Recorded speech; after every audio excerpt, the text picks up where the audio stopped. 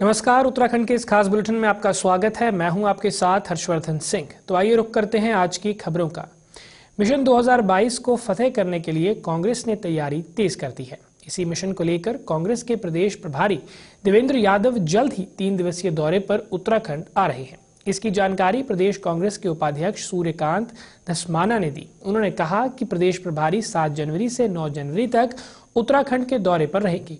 अपने दौरे के दौरान वो काशीपुर, हल्द्वानी और देहरादून में पार्टी पदाधिकारियों और कार्यकर्ताओं के साथ बैठक करेंगे।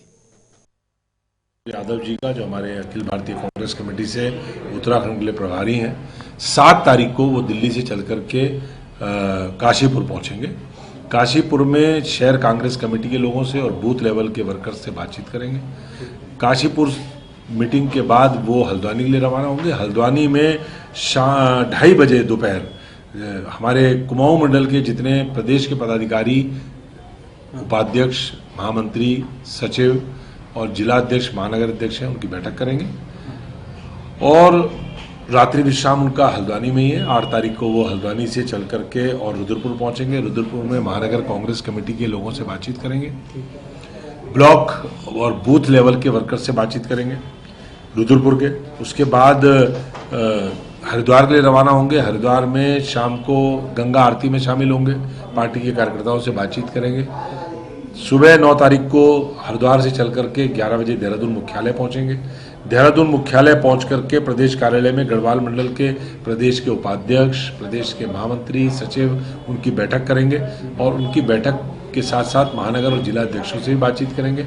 उसके बाद वो हमारे राजपुर विधानसभा क्षेत्र के जो हमारे बूथ लेवल वर्कर हैं, उनसे बातचीत करेंगे।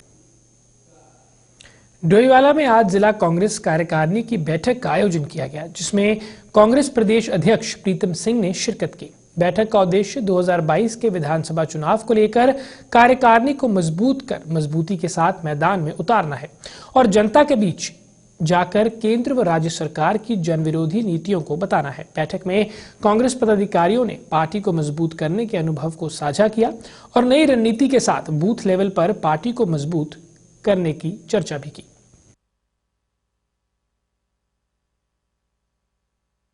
सरकार की नाकामियां, मुद्दों की तो इस समय भरमार है। मुद्दों की तो अब ये डोईवाला विधानसभा की बात करो तो आप नाईकला ऊपर ये हल्द्वाड़ी हुआ, कहीं पर कोई सड़क नहीं बनी है। हमारा जो बालनावाला नकरौंदा जो पुल कालू सिंह मंदिर पे था वो रुका पड़ा है। आपके क्षेत्र में जो ये डोईवाला के पास बुल्लावाला के पुल के लिए मुझे लग रहा है कि वो भी नहीं हो रहा है। हमारा जो पहाड़ी क्षेत्र है वहाँ पे स्वास्थ्य की बहुत ही गिरी हुई स्थिति है और मात्र एक फार्मासिस्ट ये हल्द्वाड़ी के पास जाके बैठते हैं और उनके वहाँ पे जो क्षेत्र की पूरी जनता नकारात्मक है। स्वास्थ्य के नाम पे ये सरकार जीरो है। जिला कार्यकारिणी की हमारी बैठक है, जिसमें सभी जो हमारे जिला पर्वतून के जितने वरिष्ठ नेता हैं उनको बुलाया गया है। हमारे ब्लॉक अध्यक्ष, हमारे जिले की कार्यकारिणी के जितने भी पदाधिकारी हैं सबको बुलाया गया और एक संवाद आपस में नेताओं में और संगठन में हो रहा है। और ये चर्चा हो रही है कि 2022 का जो ये चुनावी साल में हम किस तरह से संगठन को आगे ले चलें और कांग्रेस को किस तरह से मजबूत कर सकें। क्या आज परवादून जिला कांग्रेस कमेटी की कार्यकारिणी की बैठक जिलाध्यक्ष द्वारा की गई, और तमाम कांग्रेस के वरिष्ठ साथी से और ये बैठक लगातार है चलने वाली प्रक्रिया है।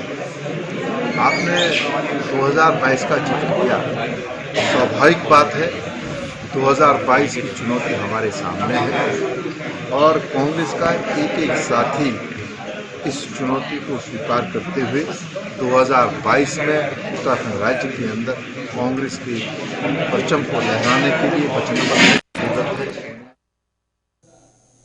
बेरोजगार युवाओं को रोजगार देने की मांग को लेकर युवक कांग्रेस के जिलाध्यक्ष कवि जोशी के नेतृत्व में बागेश्वर डीएम कार्यालय परिसर में धरना प्रदर्शन कर राज्यपाल को संबोधित ज्ञापन प्रशासन को सौंपा गया। युवक कांग्रेस ने बेरोजगार युवाओं के किसी भी प्रकार के हितों की अनदेखी होने पर उग्र आंदोलन करने की भी चेतावनी दी। उन्होंने राष्ट्रीय स्वास्थ्य मिशन के तहत एएनएम व जेएनएम के रूप में वर्षों से अपनी सेवाएं दे रहे संविदा कर्मियों को नियमित करने तथा नर्सिंग स्टाफ में फॉर्म 16 को निरसित करने व अस्पताल के अनुभव प्रमाण पत्र की बाध्यता को समाप्त करने की मांग की। 538 पदों में जो नर्सिंग की पोस्ट आई हैं, उनमें जो फॉर्म 16 और 30 बेडों के चिकित्सालय का जो एक सर्टिफिकेट मांगा है सरकार द्वारा उस भर्ती में योग्य लोगों के लिए, तो उसकी ये मांग है कि इस सर्टिफिकेट और फॉर्म 16 को जो मांग है उसको निरस्त किया जाए, ताकि इसमें जो एएनएम और जेएनएम में एनएचएम और एनएचएम से जो 9 सालों से संविदा में कर्मचारी कार्य कर रहे हैं, उनको कहीं ना कहीं उनका नियमितीकरण किया जाए। सरकार विद्या भारती ने युवाओं को सेना के प्रति आकर्षित करने और उनका सही मार्गदर्शन करने का बेड़ा उठाया है। इसी कड़ी में विद्या भारती ने निजी स्तर पर एक सैन्य विद्यालय उत्तर प्रदेश के बुलंदशहर में खोला है। सैन्य विद्यालय को लेकर हमारे ब्यूरो चीफ धीरेन्द्र प्रताप सिंह ने सलाहकार समिति के सदस्य लक्ष्मी प्रसाद जायसवाल से खास बातचीत की। आइए देखते हैं उन्होंने इस सैन्य विद्यालय को लेकर क्या कहा। शिक्षा क्षेत्र में अपने नए नए अनुसंधानों के लिए जानी जाने वाली विद्या भारती एक नई थी आप लोगों के बीच है। इस बार विद्या भारती एक ऐसे विद्यालय की शुरुआत कर रही है जिसमें देश की सुरक्षा के लिए भावी सैन्य अधिकारी तैयार किए जाएंगे। ऐसा शिक्षा भारती द्वारा शुरू हो रहे इस एक अभिनव प्रयोग, यानी इस विद्यालय के जो संचालक हैं, जो इसको चलाने में सहयोग कर रहे हैं, उनका दावा है। क्या है इसकी थीम, किस तरह से यह विद्यालय देश में एक अभिनव प्रयोग माना जा रहा है, किस तरह से ये नया प्रयोग है शिक्षा में, और किस तरह से जो सैन्य क्षेत्र में इस विद्यालय के द्वारा कोई क्रांति होने की उम्मीद की जा रही है। इस पे बात करने के लिए हमारे साथ हैं आरएसएस के क्षेत्र समरसता प्रमुख और इस विद्यालय की जो सलाहकार समिति है उसके सदस्य लक्ष्मी प्रसाद जायसवाल जी। हम जायसवाल जी से पूछेंगे कि क्या है यह विद्यालय और विद्या भारती क्यों इतना जोर दे रही है कि यह देश का पहला निजी क्षेत्र का सैन्य विद्यालय होगा। जायसवाल जी, आपका बहुत बहुत स्वागत है JK 24/7 पे। तो जिस विद्यालय की हम चर्चा कर रहे हैं, इसके बारे में थोड़ा विस्तार से हमारे दर्शकों को बताइए कि यह विद्यालय क्या है, किस तरह से ये इसका संचालन होगा, और अभी की बात करें तो कहां तक यह प्रोजेक्ट पहुंच चुका है। देखिए, अभी पूरे देश में जैसे सूचना मिली है कि 10,000 सैनिक अधिकारियों की अभी कमी है और सेना में राष्ट्रभक्त लोग जाएं तो उसके कारण से सेना का स्तर और सेना की गरिमा बढ़ती है। इसी सोच को लेकर के विद्या भारती के द्वारा एक रज्जू भैया सैनिक विद्या मंदिर की स्थापना बुलंदशहर जिले के शिकारपुर तहसील में खंडवाया नाम के गांव में हुआ है। इसमें योजना है कि कक्षा 6 से लेकर कक्षा 12 तक हम विद्यार्थियों को प्रवेश देंगे। CBSE के द्वारा यह संचालित होगा और इसमें बच्चों को इस प्रकार का शैक्षणिक और जो उनका सिलेबस होगा उसके अतिरिक्त इस प्रकार के व्यवहारिक प्रशिक्षण दिए जाएंगे, जिसके कारण से 12वीं पास करने के बाद वहाँ का विद्यार्थी किसी भी सेना के परीक्षा में, प्रतियोगिता परीक्षा में, और वह प्रतिस्पर्धा में सफल हो सके। कोई अच्छा सेना का अधिकारी NDA के माध्यम से या जो भी प्रतियोगी परीक्षा है आर्मी के अंदर सेना में, उस सब परीक्षाओं के में वह उत्तीर्ण हो, सफल हो सके, ऐसा उनको हम प्रारंभ से ही 6ठी कक्षा से जो है उसका हम प्रशिक्षण देने वाले हैं। जायसवाल जी, बात करें, चूंकि राष्ट्रीय स्वयंसेवक संघ का नाम भी यहाँ जुड़ता है विद्या भारती के साथ, और संघ का जो काम है वो समाज में रह करके काम होता है। समाज का जो एक कमजोर तबका कह सकते हैं, या जो एक तरह से आर्थिक रूप से कमजोर होता है और सेनाओं में जाना चाहता है लेकिन आर्थिक व्यवस्था कमजोर होने की वजह से नहीं जा सकता, उसका ध्यान रख करके आपका कहना है कि इसे शुरू किया गया है। तो अगर बात करें जो गरीब तबका है उसके लिए किस तरह की व्यवस्थाएं होंगी कि उस तबके से लोग बच्चे निकल करके आए और देश की सेवा में जाएं? जो बच्चे निर्धन परिवार के हैं, आर्थिक दृष्टि से जो दुर्बल हैं, उनके लिए जो है 50% की हम उनको सुविधा देने वाले हैं। वह सुविधा हम समाज से ही स्पॉन्सर करवाएंगे और उनको हम राशि उनको जो है सहायता के रूप में 50% का जो है छूट मिलेगी। इसके अतिरिक्त जो शहीद सैनिक हैं उनके बच्चों के लिए 5% वहाँ पर जो है सीट आरक्षित रहेगा प्रवेश में, लेकिन किसी भी प्रकार से जो है हम वहाँ के जो शैक्षणिक उसका स्तर है उसके साथ कोई समझौता नहीं करेंगे। उसके लिए जो है अखिल भारतीय स्तर पर एंट्रेंस टेस्ट होगा और वो जो प्रवेश परीक्षा जो होगी उसमें उत्तीर्ण हर बच्चे को करना ही होगा। इसको से इस स्कूल इस विद्यालय से संबंधित कोई अपील करना चाहे तो कर सकते हैं। मेरी इस समय अपील पूरे देश से है कि यह जो सैनिक विद्यालय प्रारंभ हुआ है, जो भी अभिभावक या जो भी बंधु समाज के चाहते हैं कि उनके पुत्र या उनके कोई रिश्तेदार और सैनिक स्कूल में पढ़ें, तो अभी प्रवेश के लिए जो है एंट्रेंस टेस्ट 9 जनवरी को शुरू होने वाला है। इस बारे में बता रहे थे और उन्होंने बताया कि किस तरह से यह एक अभिनव प्रयोग भविष्य में चल के साबित होने वाला है और सेना का जो करियर है बहुत शानदार करियर माना जाता है। समाज में बहुत सम्मान से इसके अधिकारियों को देखा जाता है। एक बड़ी जिम्मेदारी और एक राष्ट्र निर्माण में बड़ा योगदान देते हैं हमारे देश के सैनिक।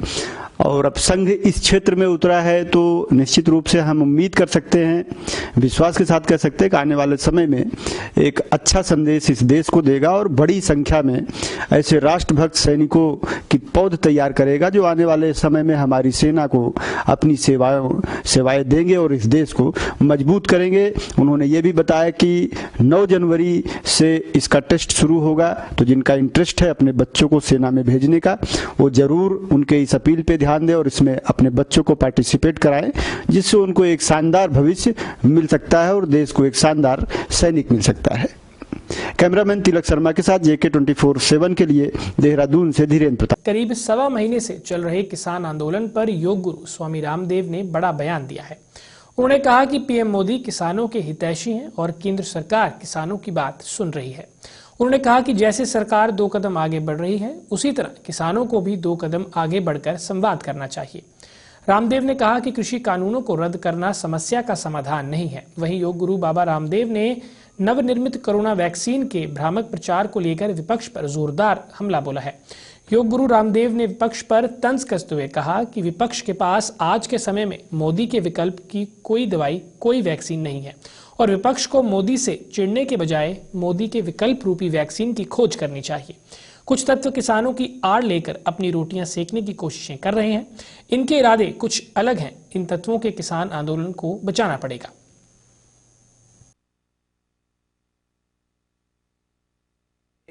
आदरणीय प्रधानमंत्री जी किसी भी रूप में मुझे नहीं लगते हैं कि वो किसान विरोधी हो सकते हैं, क्योंकि उनका तो सपना, पहला प्रधानमंत्री है जिसने कहा है कि मैं किसानों की आय दोगुना करना चाहता हूं, उनको न्याय देना चाहता हूं और उनकी नीतियां, उनकी नीयत और नेतृत्व किसी भी तरह से मुझे किसान विरोधी नहीं लगता है। लेकिन किसानों के मन में बहुत प्रकार की आशंकाएं हैं इन कृषि बिलों को लेकर के। बहुत सी आशंकाओं का उन्होंने निर्मूलन किया है। MSP पर भी उन्होंने आश्वासन दिया है और लिखित आश्वासन देने के लिए भी प्रतिबद्ध है और छोटे छोटे जो संशोधन कहे थे उसको भी स्वीकारने के लिए सरकार तैयार है। तो मुझे ऐसा लगता है कि जब सरकार 2 कदम आगे बढ़ रही है तो हमारे किसानों को भी 2 कदम आगे बढ़ना चाहिए। और ये जो बात है कि तीनों के तीनों बिल ही वापस होने चाहिए, इसकी बजाय कोई बीच का रास्ता निकलना चाहिए। भारत का एक भी किसान देशद्रोही नहीं है। ये अलग बात है कि कुछ किसानों की आड़ लेकर के ऐसे तत्व भी वहां पर अपनी रोटियां सेकने की कोशिश कर रहे हैं जिनके इरादे कुछ अलग है। राजनीतिक जो दल बहुत से ऐसे हैं जिनको मोदी जी को घेरने के लिए कोई मुद्दा नहीं है। अब वो निस्तेज हो चुका विपक्ष, जो एक तरह से वैचारिक दिवालियापन का शिकार हो चुका है, उन लोगों को मोदी को घेरने के लिए दूसरे मुद्दे ढूंढने चाहिए, खोज करनी चाहिए। सितारगंज के उप जिलाधिकारी कार्यालय में दर्जनों कांग्रेस कार्यकर्ताओं ने पहुंचकर सिडकुल मार्ग के चौड़ीकरण करने तथा खनन वाहनों के लिए वैकल्पिक मार्ग बनाने की मांग को लेकर माहिम राज्यपाल को ज्ञापन सौंपा। कांग्रेसियों का कहना था कि सिडकुल सिसोने सितारगंज को जोड़ने वाला मार्ग है, लेकिन इस रोड पर लगभग आधा दर्जन स्टोन क्रशर हैं, जिसके चलते इस रोड पर भारी खनन वाहन निकलते हैं और रोड की हालत बदतर होती जा रही है। करीब सवा महीने से चल रहे किसान आंदोलन पर योग गुरु स्वामी रामदेव ने बड़ा बयान दिया है। उन्होंने कहा कि पीएम मोदी किसानों के हितैषी हैं और केंद्र सरकार किसानों की बात सुन रही है। उन्होंने कहा कि जैसे सरकार 2 कदम आगे बढ़ रही है, उसी तरह किसानों को भी 2 कदम आगे बढ़कर संवाद करना चाहिए। रामदेव ने कहा कि कृषि कानूनों को रद्द करना समस्या का समाधान नहीं है। वहीं योग गुरु बाबा रामदेव ने नवनिर्मित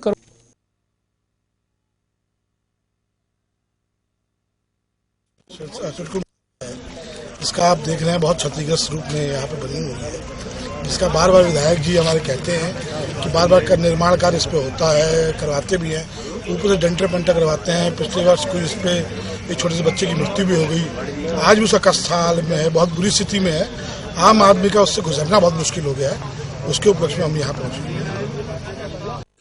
अपने स्टारगंज से सिडकुल होते हुए हल्द्वानी को जो मार्ग है, मेन रोड है, इसमें इतने गड्ढे हैं, इतनी रोड खराब हो चुकी है कि आइंदा कोई न कोई घटना होती रहती है।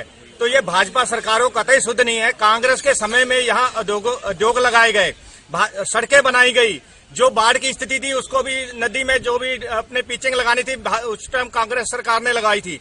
आज भाजपा सरकार इस रोड को भी नहीं बना पा रही है। ऐसी निकम्मी सरकार है, ये बिल्कुल इनको कोई मतलब नहीं है दिन दुनिया से। हर टाइम जो है अपने वहां बैठे वाहवाही लूटते रहते हैं। इन्होंने कभी जनता के बीच में कोई विकास कार्य नहीं करना होता है। रोडें इतनी खराब हो चुकी हैं कि आए दिन घटना हो रही है, लोग मर रहे हैं।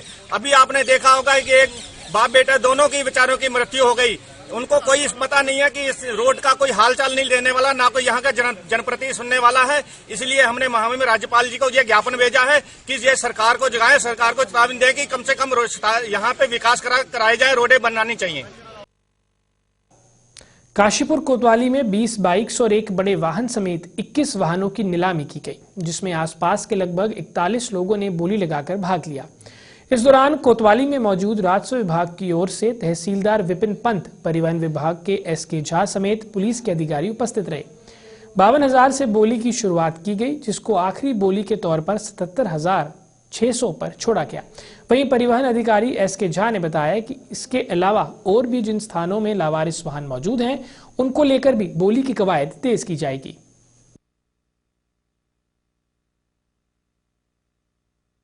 जो एक कोतवाली काशीपुर में नीलामी हुई है, इसमें 21 लावारिस वाहनों का नीलामी किया गया, जिसमें 41 लोगों ने प्रतिभाग किया है और मिनिमम 52,000 से शुरू हुआ बोली और 77,100 को फाइनल इनको जो है बोली निपटारा किया गया। इसके अलावा जो और भी कई थाने क्षेत्रों में और कोतवाली में बहुत सारे वाहन ऐसे हैं जिनकी नीलामी होनी चाहिए, जो कंडम होते जा रहे हैं, कहीं ना कहीं राजस्व को नुकसान होता है, उनकी नीलामी के लिए कब प्रावधान किया जाएगा? ये इसके बारे में मैं ये कहूँगा कि इसके लिए प्रयास किया जाएगा और जल्दी ही इसके संबंध में जो भी समिति बनेगी उसके द्वारा जो है नीलामी प्रक्रिया पूरी कर। आइए बढ़ते हैं अगली खबर की ओर। लक्सर गन्ना विकास परिषद चेयरमैन पद के चुनाव में किसान नेता रविंद्र विजेंद्र चौधरी गुट के राजेंद्र खेड़ी ने बाजी मार ली है। नामांकन वाले दिन ही राजेंद्र खेड़ी के सामने कोई दूसरा नामांकन न आने के कारण राजेंद्र खेड़ी निर्विरोध चुनाव जीत गए हैं। आपको बता दें कि लक्सर गन्ना विकास परिषद चेयरमैन पद का कार्यकाल विगत दिसंबर में पूरा हो गया था।